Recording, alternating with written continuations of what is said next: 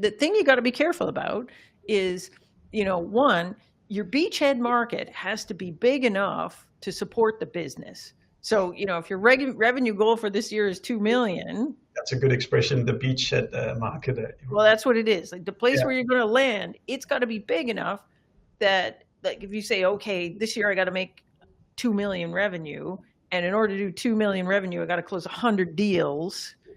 And you look at that market and there's only 100 companies, well, you're not going to make it. No, absolutely not. So you got to look at that thing and say, okay, beachhead market has to be big enough to meet my short-term revenue goals. Otherwise, it's a non-starter. That makes sense. And then, but most of the time, especially in these huge markets, like CRM is a great example. Like the market is so massive that there are massive beachhead markets that are completely underserved by the market leader.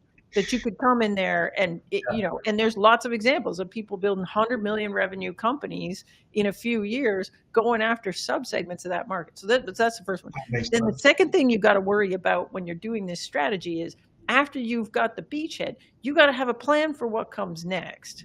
So, I use this example all the time of a company I worked at where we were selling enterprise CRM.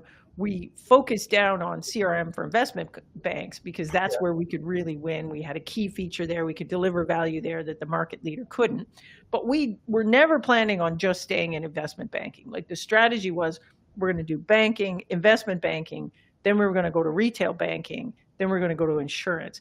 And each step made it easier for us to get to the next step. It was easier to get to retail banking once we had investment banking because we had proven that we knew banking. And then once we get banking, then we could go to insurance because we're financial services people. And so there should be a strategy that helps you expand the market over time, and you're not just going to be this small thing that you start out as.